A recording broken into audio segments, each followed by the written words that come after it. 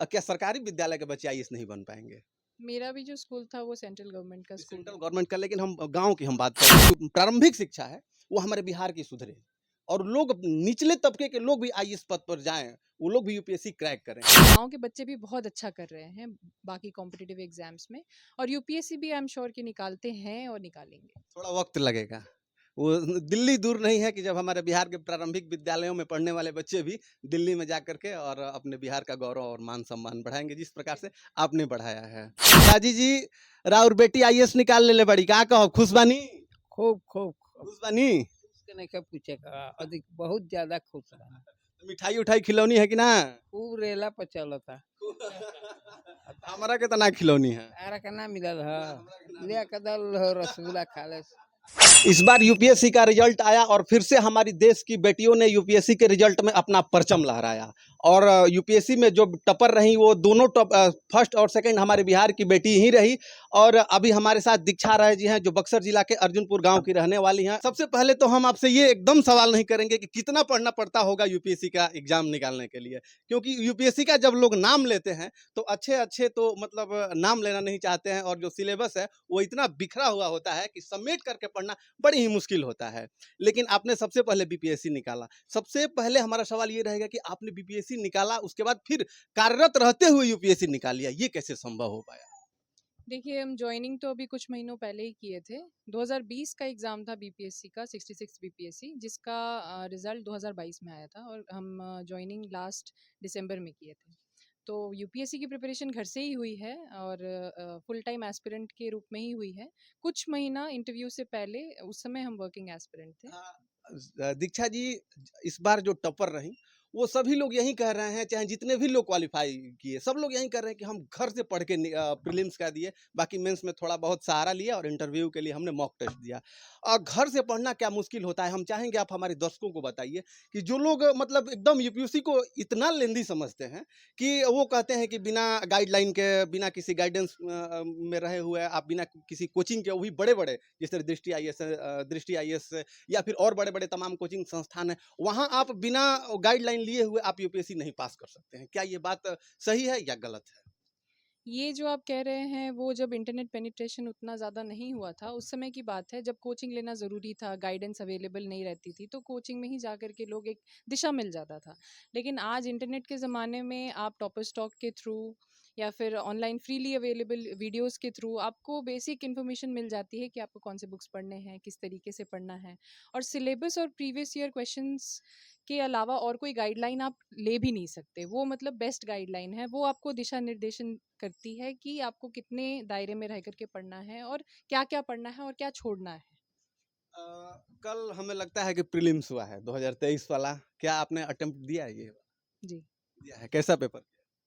Paper मुझको difficult लगा और डिफरेंट लगा, पैटर्न थोड़ा चेंज हुआ है, ऑप्शंस देने का जो तरीका है यूपीएससी थोड़ा चेंज की है। क्योंकि वो पेपर हमने भी देखा था, वो तो हमारे ऊपर ही बाउंस कर गया। हमें लगा कि हम 20 से 25 क्वेश्चन भी नहीं सॉल्व कर पाए। हम भी प्रयास किए सॉल्व करने का, लेकिन इस जो भी क्वेश्चन के पैटर्न थे और जो उसके ऑप्शंस थे, वो हमें तो देख करके ऐसा लगा कि इस बार कुछ चेंजिंग हुआ है। बाकी जो अभ्यर्थी हैं उन लोगों का भी कहना है कि इस बार यूपीएससी ने अपना पैटर्न चेंज किया है। तो क्या लगता है कि इस बार के रिजल्ट को देखते हुए चेंज किया है या फिर बच्चों के मोरल को डाउन करने के लिए किया है? नहीं, जैसे यूपीएससी का लोग कहते हैं कि अनप्रेडिक्टेबल कमीशन है ये। तो हर बार ही यूपीएससी कुछ ना कुछ नया करने का कोशिश करती है और ये जो चेंजेस इस बार आए हैं उसका ट्रेलर हम लोग 2022 में देख चुके थे। कुछ-कुछ ऑप्शंस वैसे थे जो इस बार वाइड स्प्रेड था, मतलब 45 के अबव क्वेश्चंस ऐसे थे जिसके ऑप्शंस ओनली 1, ओनली 2 ऐसे करके थे। तो ऐसा कुछ नहीं है और यूपीएससी क्योंकि बहुत लोग देते हैं और यूपीएससी का एक अलग स्टैंडर्ड है, तो यूपीएससी कोशिश करती है कि वो स्टैंडर्ड मेंटेन करे। इंटरव्यू में हमने देखा था कि 2500 लोगों ने दिया था और फिर उस 2500 लोगों में 374 रैंक लाना कितना मुश्किल हुआ होगा, और वो भी एक सरकारी पद पर रहते हुए। डिफ़िकल्ट तो है, बहुत बड़ा सिलेबस है और बहुत मेहनत लगती है, लेकिन हम खुश हैं कि I was able to make it to ये द तो लिस्ट। आप तुम पद पर हैं, आरओ पद पर हैं, तो वहाँ भी तो ड्यूटीज करनी पड़ती होंगी आपको। 10 बजे से 4 बजे तक तो ड्यूटियाँ जानी पड़ती होंगी, और जो ऊपर से पदाधिकारी हैं उन लोगों का भी प्रेशर, काम का प्रेशर, और उसके बाद से कैसे समय निकाल ली और यूपीएससी क्रैक कर दी, वो भी मतलब इतना अच्छा रैंक ला। जॉब में आने के बाद थोड़ा टाइम को लेकर के डिफ़िकल्टी आती है, लेकिन उसमें भी कोशिश रहता था कि कुछ ना कुछ जो भी टाइम मिले तो हम कंटिन्यू करें अपने स्टडीज़ को, और सिर्फ इंटरव्यू ही बाकी था, तो करंट अफेयर्स वगैरह देख लेते थे। लेकिन हाँ, जॉब में आने के बाद थोड़ा डिफ़िकल्टी तो आता है। अ, बातचीत आपके करने से के अंदाज से यही लगता है कि आपकी जो प्रारंभिक शिक्षा दीक्षा हुई है, हमें लग रहा है कि बाहर से ही हुई है क्या? केंद्रीय विद्यालय अंडाल से मेरी स्कूलिंग हुई है। 10th एंड 12th दोनों वहीं से हुई है। क्योंकि इस बार का रिजल्ट यूपीएससी का रहा, चाहे पिछले यूपीएससी का जो भी रिजल्ट रहा हो, तो हम बहुत स्टडी करने का प्रयास किए। तो ज़्यादातर लोगों का मतलब यही है कि वो लोग बाहर से ही अपनी पढ़ाई लिखाई किए हुए हैं, चाहे डीयू से किए हों, चाहे अन्य यूनिवर्सिटियाँ से किए हों। लेकिन एक्चुअली बिहार की हम बात करेंगे, स्पेशली बिहार की बात करेंगे और सरकारी विद्यालयों की बात करेंगे। और यहाँ पर देखिए इतने लोग भीड़ लगाए हुए हैं, थोड़ा दिखा दीजिए कैमरे पर अजय जी। इतने लोग यहाँ पर हैं, ये छोटे-छोटे बच्चे हैं जो हमें लगता है सरकारी विद्यालयों में पढ़ते हैं। क्या सरकारी विद्यालय के बच्चे आईएएस नहीं बन पाएँगे? मेरा भी जो स्कूल था वो सेंट्रल गवर्नमेंट का स्कूल सेंट्रल है। गवर्नमेंट का, लेकिन हम गाँव की हम बात कर रहे हैं क्योंकि आप ग्रामीण लेवल से हैं। आप देख सकते हैं दादी जी बैठी हुई हैं, कितना खुश हैं, ये बड़े पापा लोग हैं। तो हम थोड़ा ग्रामीण लेवल पर बात करेंगे कि चूँकि हम लोग तो प्रयास करते हैं कि जो प्रारंभिक शिक्षा है, वो हमारे बिहार की सुधरे और लोग निचले तबके के लोग भी आईएएस पद पर जाएँ, वो लोग भी यूपीएससी क्रैक करें। तो इस पर आपका क्या मानना है? यूपीएससी एक बहुत ही लेवल प्लेइंग फील्ड देता है, और हर बैकग्राउंड के लोग इस एग्ज़ाम को क्लियर कर रहे हैं। मेरा भी बैकग्राउंड बहुत अच्छा कुछ आईआईटी या फिर डीयू वाला नहीं है। और रही बात प्राइमरी एजुकेशन की क्वालिटी की, तो बहुत सुधार आ रहा है, और आगे भी हम देखेंगे कि बहुत जल्दी बहुत ही इम्प्रूवमेंट होगा। और गांव के बच्चे भी बहुत अच्छा कर रहे हैं बाकी कॉम्पिटिटिव एग्जाम्स में, और यूपीएससी भी आई एम श्योर कि निकालते हैं और निकालेंगे। थोड़ा वक़्त लगेगा। वो दिल्ली दूर नहीं है कि जब हमारे बिहार के प्रारंभिक विद्यालयों में पढ़ने वाले बच्चे भी दिल्ली में जा कर के और अपने बिहार का गौरव और मान-सम्मान बढ़ाएँगे, जिस प्रकार से आपने बढ़ाया है। बाकी आप देख सकते हैं दादी जी हैं। दादी जी, राउर बेटी आईएएस निकाल लेले बड़ी, का कहब खुश बानी? खूब खूब खूब खुश बानी? उसके नहीं का पूछे का अधिक बहुत ज्यादा खुश रहा। मिठाई-उठाई खिलौनी है कि ना? खूब रेला पर चलता। हमरा के त ना खिलौनी है। तारा का ना मिलल ह। ना हमरा के ना ले कदल रसगुल्ला खा ले। बाकी इनके पिताजी हैं। सर क्या करते हैं आप? हम आरपीएफ में हैं, हावड़ा में पोस्टेड है अभी, हेड कांस्टेबल है। कांस्टेबल में हैं। चूँकि दीक्षा जी बचपन से पढ़ने लिखने में कैसी थी? कहा जाता है कि होनहार बिरवान के होत चिकने पात। तो क्या बचपन से ही पढ़ने लिखने में मतलब इनका जो पढ़ने में ठीक थी और सीरियसनेस हमेशा बरकरार रहा अभी तक से। मैंने अपना जो टारगेट लेती थी उस पर अडिग रहती थी, हमको करना है तो करना है, यही इनका था। इन्होंने ठान रखा था कि हम यूपीएससी क्लियर करेंगे तो क्लियर करेंगे। क्या लगता है अभी तो 374 रैंक है, आने वाले समय में टॉप करेंगी? जैसा हम बोले, यूपीएससी अनप्रेडिक्टेबल है। जो टॉप भी करते हैं तो हमको लगता है कि ज़्यादातर लोगों को नहीं होता है, पहले से अंदाज़ा नहीं लगाया जा सकता। लेकिन बड़े बुज़ुर्गों का यदि आशीर्वाद रहा तो ज़रूर कोशिश रहेगी। दादी जी आशीर्वाद देव कि बुचिया फिर से टॉप कर जा। खूब खूब खूब दिल खोल के काहे नहीं ऐसे बात है।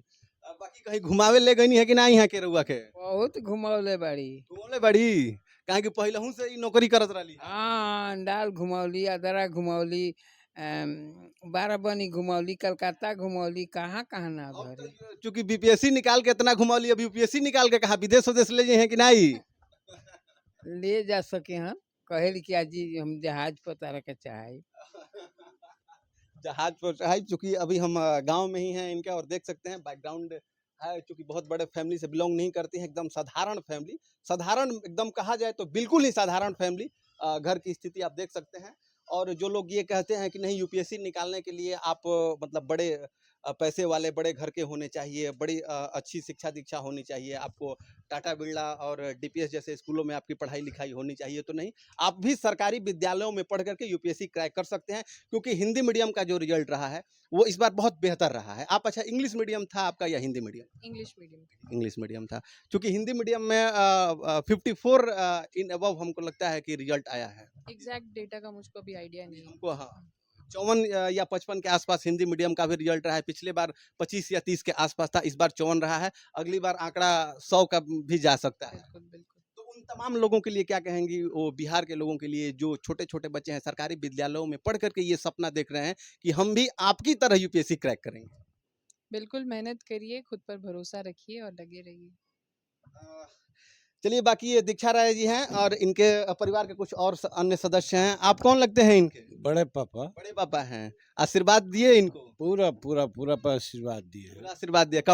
कपड़ा ये आप इनको आपको खरीद के दी कि आप इनको खरीद के दिए? हम दिए हैं इनको। आप दिए हैं गिफ्ट के तौर पर। हाँ चलिए, आप क्या कहना चाहिएगा? आप कौन है इनके? बड़े पापा हैं। बड़े पापा हैं। हाँ।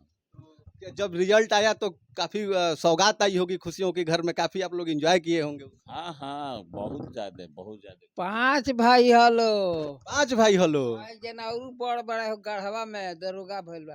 दरोगा बने हैं तो बुचिया तो उनको के फेल कर दिहली। आ चौथा नंबर ई हवा इनकर बाबू।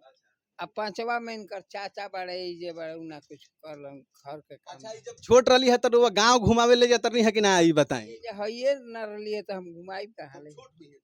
बाहरे जन्म हो, बाहरे पोसैली, बाहरे पढ़ली, आ बाहरे रह गेल बड़ी। एजा ना रहतलिया कभी काल के अइहन काज करो। चलिए, इंटरव्यू के अंत में एक सवाल हमारा समाज से भी रहेगा दीक्षा राय जी से। महिला हैं, महिलाओं का जो परचम रहा है इस बार की यूपीएससी में काफ़ी अच्छा रहा है, रिजल्ट काफ़ी अच्छा रहा है।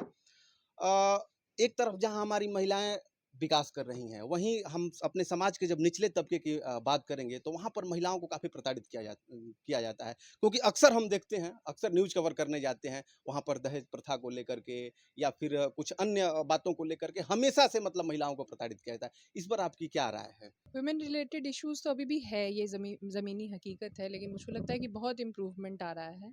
जो एक जेंडर बेस्ड डिस्क्रिमिनेशन होता था फैमिली लेवल पे, वो बहुत हद तक कम हुआ है। Even women are being more empowered now, और वो लोग अपने राइट्स को लेकर के बहुत जागरूक हो गए हैं। तो जो दहेज प्रथा या फिर बाकी डोमेस्टिक वायलेंस वगैरह हैं, उसको लेकर के बहुत जागरूकता आ रही है। हमारा सरकार भी इस पर बहुत ही स्ट्रिक्ट है, और मुझको लगता है कि आने वाले समय में आई एम होपफुल कि अब हम इस सोशल इशू को टैकल कर पाएंगे। चलिए, बहुत बहुत धन्यवाद। लेकिन 374 रैंक ला करके क्या लगता है कि आपका कौन सा पद आपको मिल जाएगा? अभी तो सर्विस एलोकेशन 1-1.5 महीने में आ जाएंगी, तभी श्योरिटी के साथ हम बोल पाएंगे। हमें लगता है कि आईएएस तो नहीं मिलेगा, आईपीएस तो हमें लग रहा है कि नहीं मिल पाएगा। अब बाकी इसके बाद भी अन्य सारे बहुत सारे पद होते हैं, तो क्या लगता है, एक अनुमान आपको? IRS या फिर IAAS, आई थिंक